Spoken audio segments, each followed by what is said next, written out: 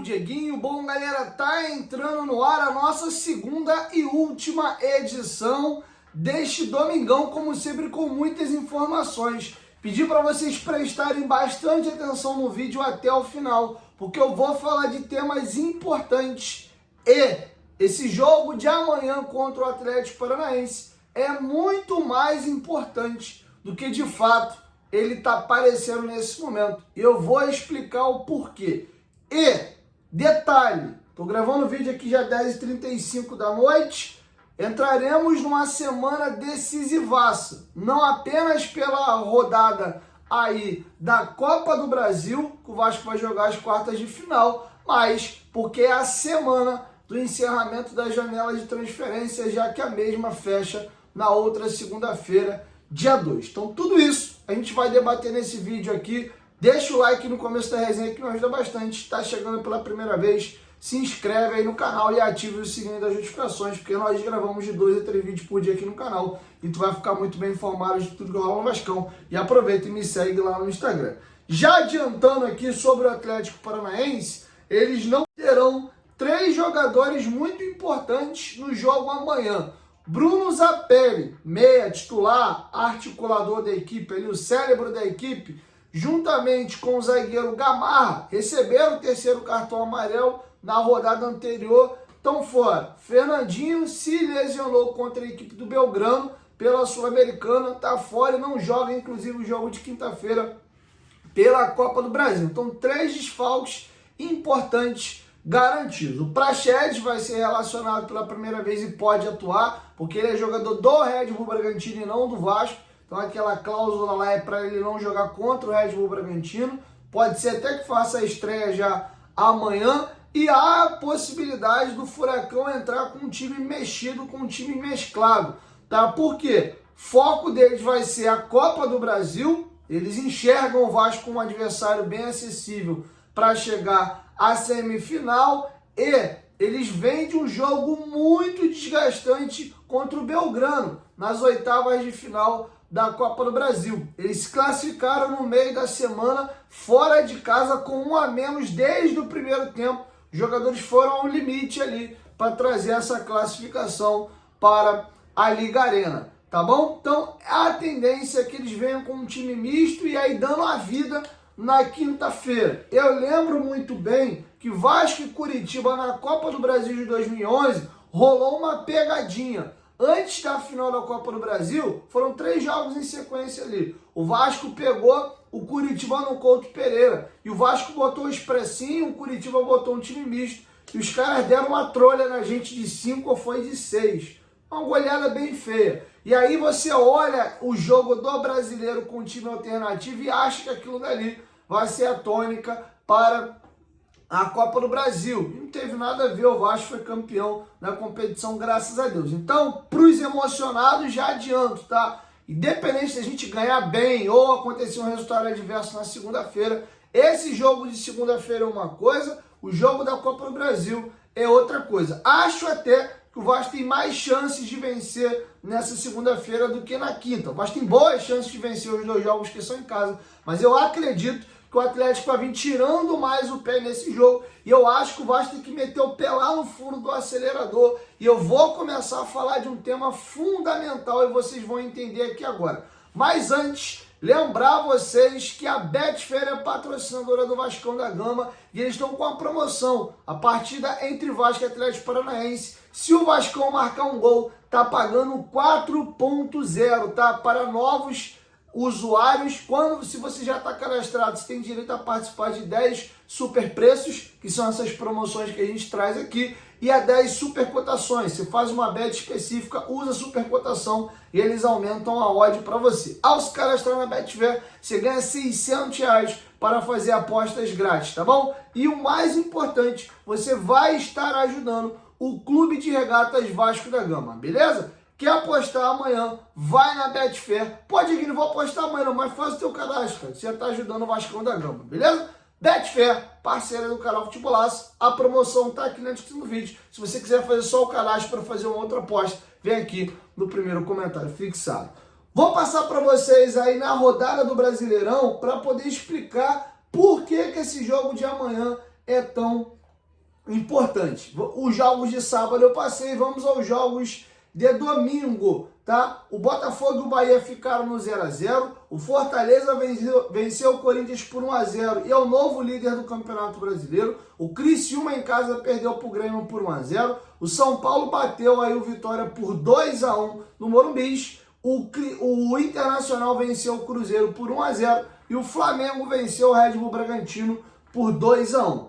E aí eu vou falar para vocês do nosso campeonatinho aqui, que é do Atlético Mineiro hoje para baixo. O Atlético é o oitavo com 30, o Atlético Paranaense é o nono com 29, o Vasco é o décimo com 28, o Inter é o 11º com 28, o Juventude é o 12º com 28, o Grêmio é o 13º com 27, o Bragantino é o 14º com 27, o Criciúma é o 15º com 25, o Fluminense é o primeiro time fora da zona com 24, e o Vitória é o primeiro na zona com 22, o segundo dentro da zona é o Corinthians também com 22, vice-lanterna e lanterna empatados com a mesma pontuação, Cuiabá e Atlético Goianiense com 18. E aí por que esse jogo é muito importante?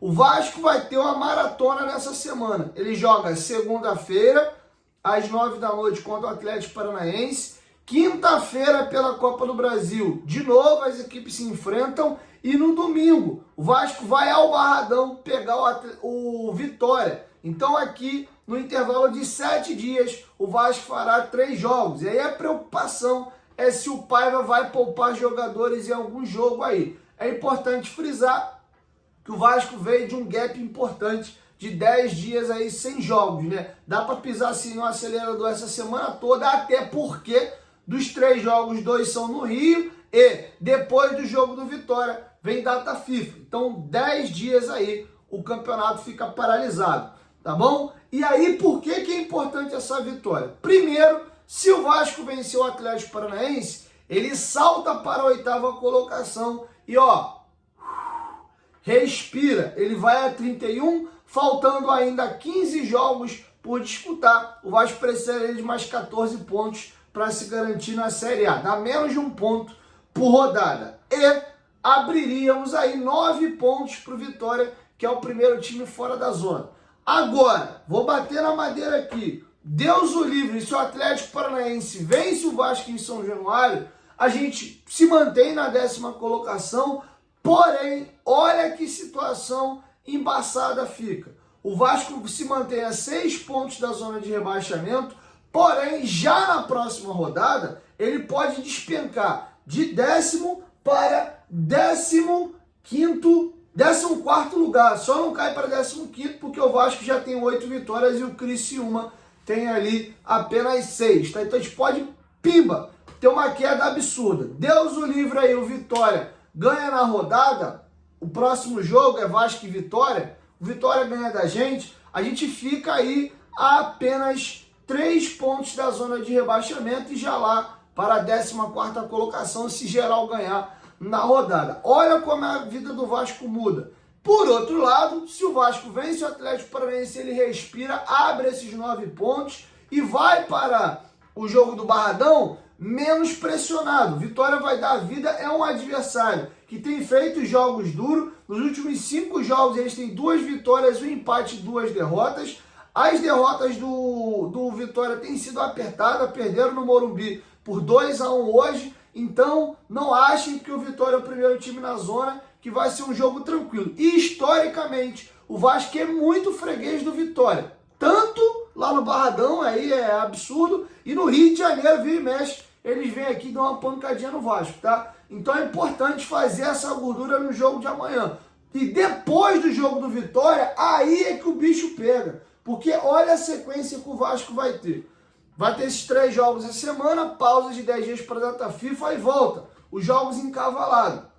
A gente tem dia 11, o jogo de volta decisivo na Arena da Baixada contra o Atlético Paranaense para saber se avança para a semifinal ou não. A gente pega o Flamengo no domingo no Maracanã, depois a gente joga em São Januário contra a equipe do Palmeiras e vai ao Mineirão para pegar a equipe do Cruzeiro, tá bom? Então olha a tabela braba, a sequência de até 4 jogos, né? Porque o Vitória a gente é freguesão, fora de casa, então olha os jogos que vem na sequência. Então por isso é importante vencer esse jogo amanhã e respirar, tá bom? Então o tamanho do jogo de amanhã é esse. Preciso e vou falar agora da janela de transferências, mas antes, presta atenção aqui. Olha que estampa nova da garrafa térmica do Vascão lá na Golcase. Esse aqui é o formato de 950 ml. Essa garrafa até é absurda. Tem várias estampas, tá? Essa preta aqui é a minha favorita, inclusive é a que eu uso para me hidratar todo dia.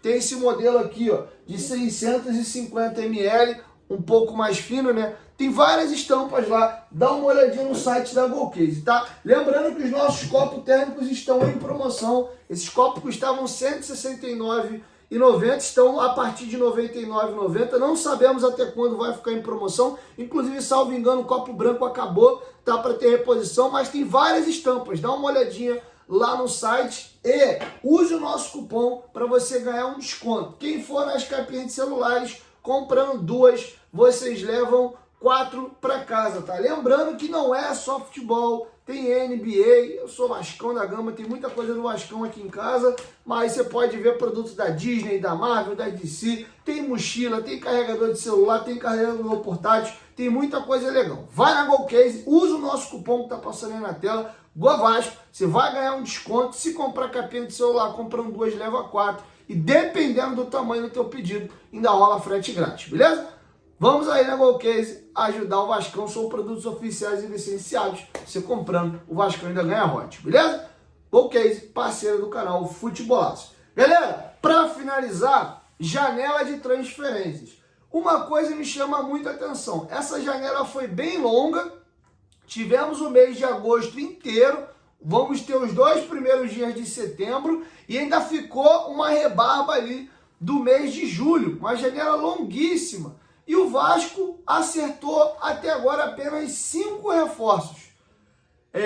O pacote Coutinho, que foi Souza, Coutinho e Alex Teixeira, o Emerson Rodrigues e o Jean Menezes, que já chegou, está realizando exames médicos. É até possível que o Vasco faça o anúncio oficial dele já nesta segunda-feira, tá? E aí o que me chama a atenção é o seguinte. O que me chama a atenção?